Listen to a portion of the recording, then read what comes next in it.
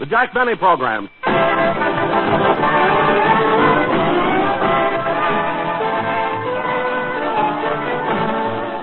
From San Francisco, California, starring Jack Benny with Barry Livingston, Rochester, Dennis Day, Bob Crosby, and yours truly, Don Wilson.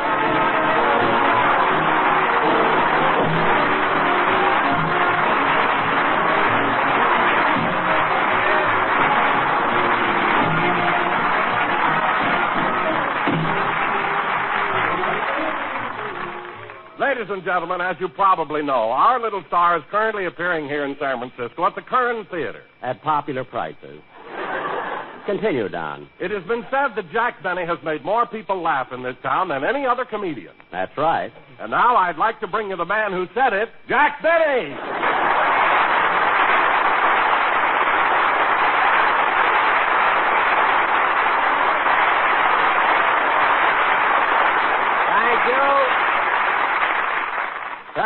Thank you. Hello again, this is Jack Benny talking, and Don, considering that we're doing this show away from our hometown, I don't think that was much of an introduction.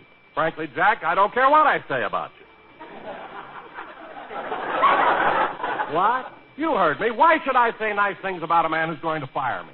For heaven's sakes, I'm not going to fire you. Then why did you buy me a one-way ticket to San Francisco?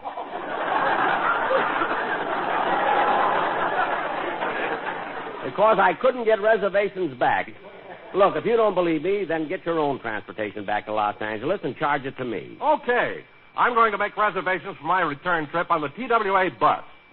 Bus? Look, Don, the TWA is an airplane. It flies. Not when I'm on it.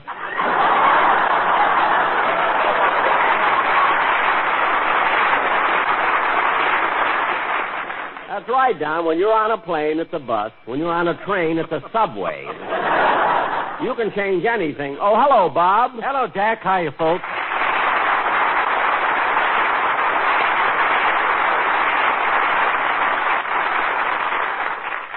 Say, I'm sorry I'm late, Jack, but I was writing a letter to my wife, and I didn't notice what time it was. Oh, that's all right, Bob. I sure missed the family. I was so lonely I felt like calling June and having her fly up here with all the kids. Well, why didn't you? Oh, I don't know. 2 weeks in a hotel with my wife and 5 kids. Gee, that could run into quite a bit of money.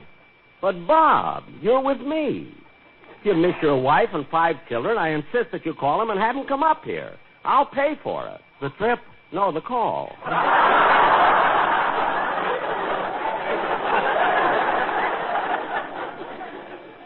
Anyway, if you're lonesome, Bob, occupy your time. Go around. See the sights. Oh, well, that's what I've been doing for the past few days with the boys in the band. Oh, good. Are the fellas getting a kick out of San Francisco? Yeah, but I think this town has Remley confused. Frankie, confused? Yeah. We were all walking along Market Street, and we came to the corner of Market and Powell, you know, where they turn the cable cars around. Oh, yes. I've seen those turntables. Remley took one look at it and yelled, "Hey, dig that crazy record player." No. Yeah. He stayed there for 5 days. He wasn't going to leave till they played Doggy in the Window. Remley wouldn't leave. What did you do? Well, we got the motorman to bark 3 times, and Frankie was happy. Well, that is one of the silliest things. Come in. Hello, Jack. Well, Giselle McKenzie.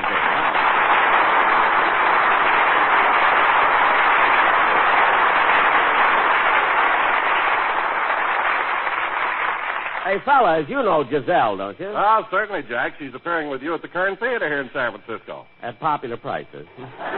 She's very good, too. Say, Jack, I just dropped in to see if you had that arrangement for the new number you want me to try on Saturday's matinee. Oh, my goodness, I forgot it. I'll tell you what, Giselle, I'll call my hotel and have Rochester bring the arrangement over to you. Well, I'll be at the theater. Tell him to call my dressing room before he comes.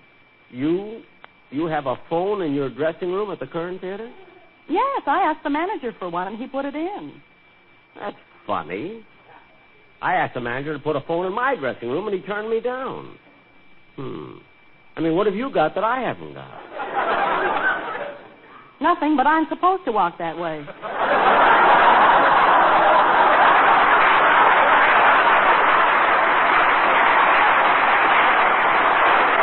All right. Well, look, I'll go out in the hall and call Rochester. There's a phone booth out there. I'll be right back. See, that Giselle is a cute girl. So pretty, too. I think she likes me. Last night after the show, she came into my dressing room and ran her fingers through my hair. Boy, was she surprised when I walked in and caught her doing it. I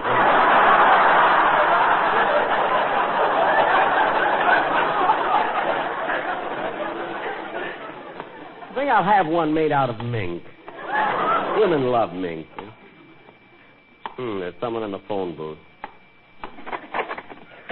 Did you make your call, Jack? No, there was someone in the booth. I'll call later. Well, then I'd better run along. Oh, just a minute, Giselle.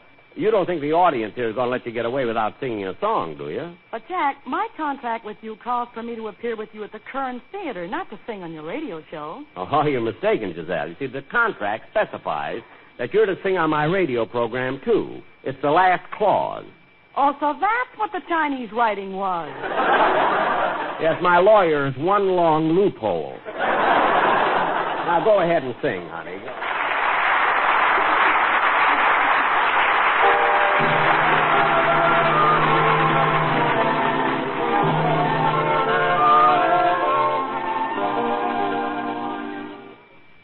Pretend you're happy when you're blue. It isn't very hard to do. And you'll find happiness without an end whenever you pretend.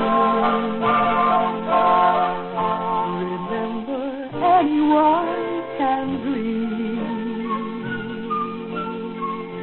and nothing's bad as it may seem. The little things you haven't done could be a lot if you pretend. You'll find a love you can share, one you can call all your own.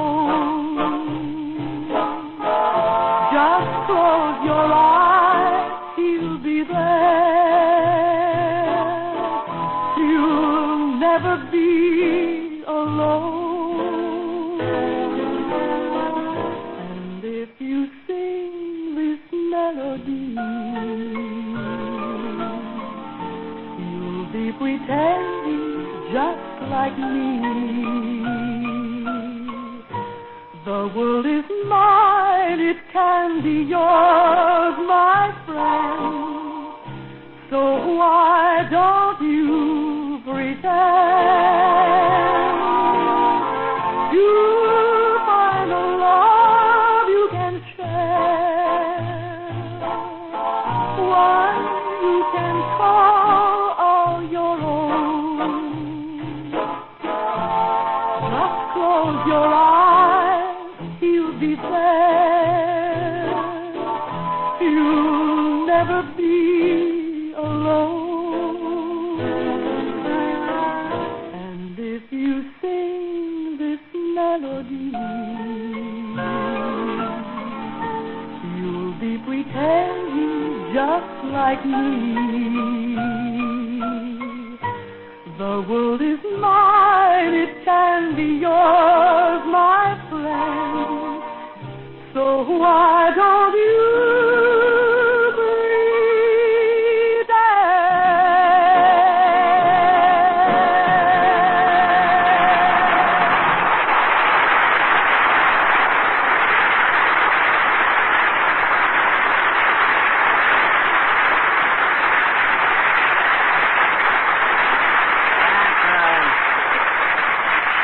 That was wonderful, Giselle. I really want to thank you for appearing on my program. Sing you one joyful hotting my doing.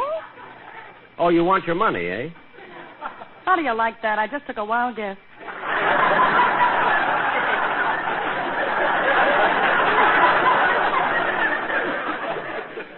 You know, that's real cute, Giselle. You know, folks, we had the toughest time getting that Chinese line past the censor, you know. Anyway, oh, hello, Mary. Hello, Jack. Hi, kid.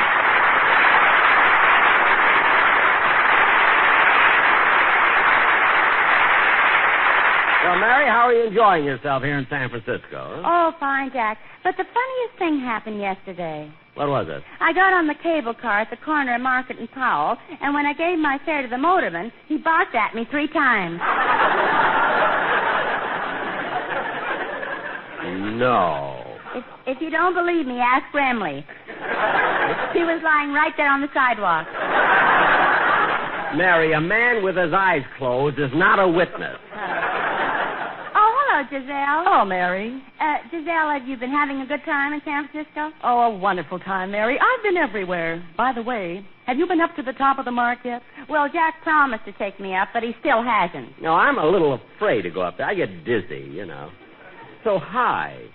Jack, it isn't. He's talking about the prices. Oh, stop. Say, Jack, when are you going to get me that musical arrangement you want me to rehearse? Oh, yes. Excuse me, kids. I'm going out and phone the hotel. When you say I beg your pardon, then I'll come back to you. When you ask me... Oh, good. There's no one in the phone booth. Now, let's see. What's the number of the Fairmont Hotel? Oh, yes. Douglas 28800.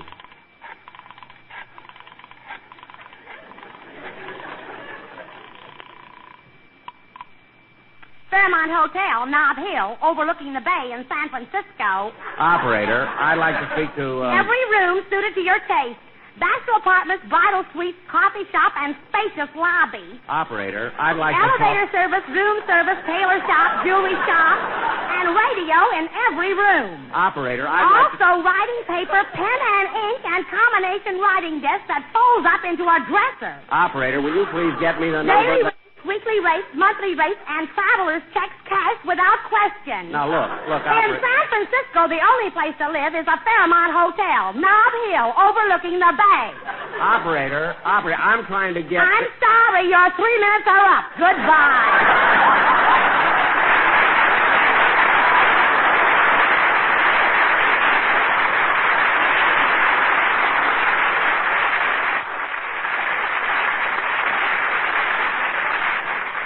This I don't understand at all. She's a Fairmont operator. That was my last dime. I'll have to go back in the studio and borrow one. Did you make the call, Jack? No, I had trouble with the operator, and I used my last dime. Why don't you try using your first one? Now, cut that out. Has anybody got a dime? Here you are, Jack. Thanks. I'll be right back.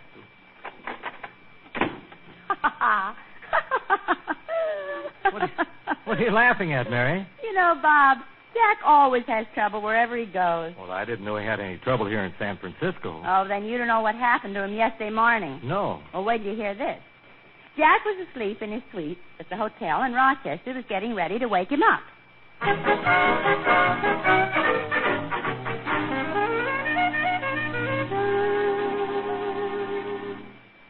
It's almost time for rehearsal. I better go in and wake the boss up.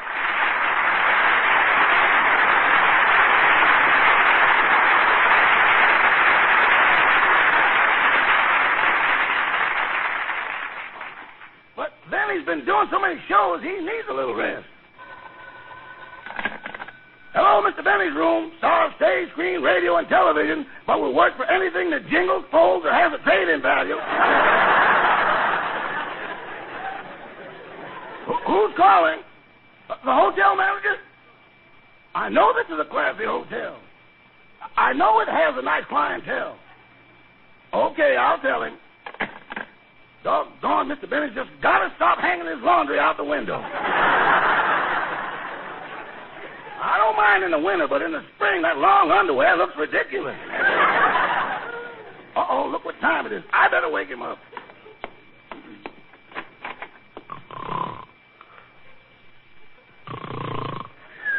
My. Just look at him lying there so nice and peaceful. Oh, Ava.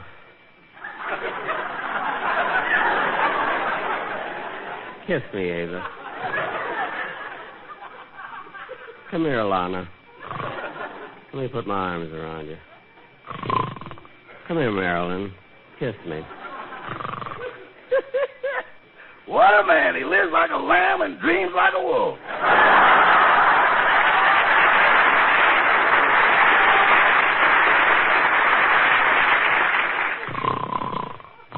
Boss, wake up. Huh? What? Oh, it's you, Rochester. Yeah, how'd you sleep? Oh, not so good. That dog in the next room was whining all night. Imagine a dog being in the next room, huh? Well, you better get dressed, boss. You'll be late for your rehearsal. Oh, I've been so busy I forgot. Well, I better call downstairs and order your breakfast. Okay. Operator, get me room service, please. Room service? This is Mr. Benny's room. Send up some grapefruit juice, small glass. Pot of coffee, small pot. A bowl of cereal, small bowl.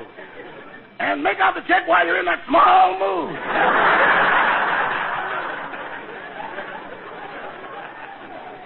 And you better send up a couple of fried eggs. That's right. Okay, Mr. Benny, I ordered your breakfast. Good. Now, Rochester, I want to wear my blue suit tonight at the theater, so please press it, will you? But, boss, you know there's valet service in this hotel, don't you? Of course I know, but what do you think I've got you for? Me? Yes, you. Well, listed alphabetically. Attendant, actor, auto mechanic, barber. Look. Bartender, butler, bodyguard, bellhop, busboy. Look, Rochester. Cook, chauffeur, companion, charwoman, chambermaid. Rochester. That's I enough. got more bureaus than the federal government. Now, Rochester. Now, stop with that talk and start pressing my blue suit. Okay. Doorman, dishwasher, dust. Rochester, stop complaining. You don't do so much. All I know is, anytime somebody asks me to shake their hand, I got to put something down. Now, you know that's not true. Anyway, I've got to... Come in. Room service with your breakfast, sir. Oh, good. Put it right here.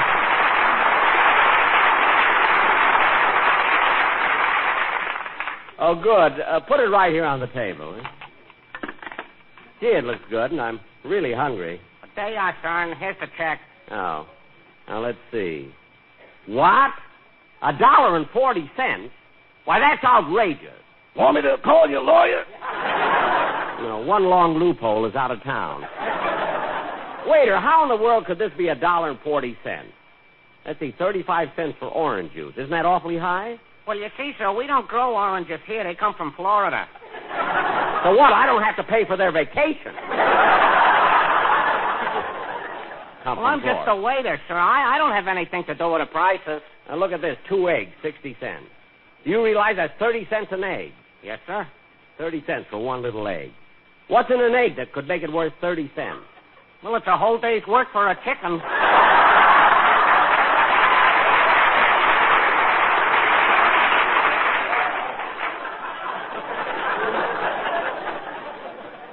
That's a very old joke. Well, I thought it was funny when I heard it last night at the Current Theater. At the Kern Theater? At popular prices. I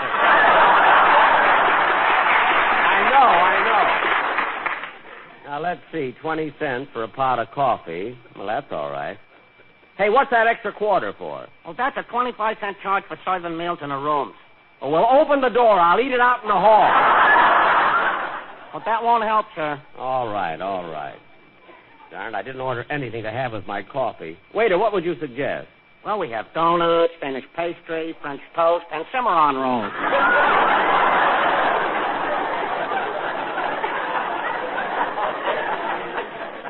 Well, never mind. I'll drink my coffee without anything. Yeah, okay. Goodbye. Wait a minute. Here's a tip for you. Oh, boy. This is wonderful. This is marvelous. Thank you. Thank you so much. You're so very generous. Wait a minute. I only gave you a nickel. I know, but when you're not happy, just pretend. Get out!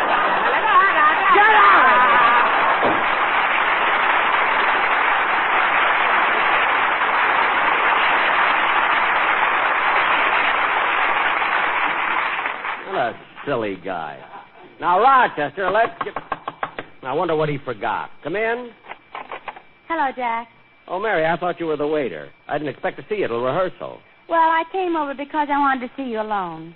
Why, anything wrong? Not exactly, but I was looking at the script for Sunday's program. And, Jack, I wish you'd tell your writers to stop writing things about my sister Babe. She's sensitive. But, Mary... Like the thing they've got in this script. I'm supposed to say that it takes Babe longer to make up her face because she has to powder her noses. But, Mary, it's just a joke. If they want a joke, let them make up something.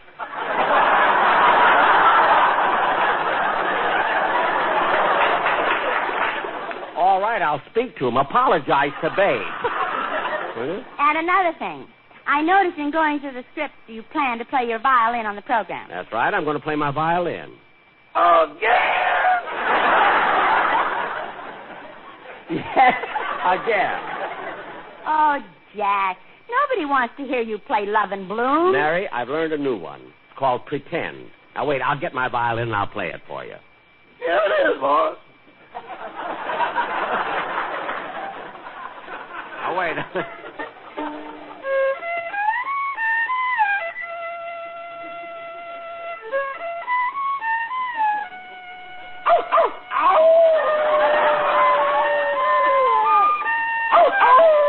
There's that dog again.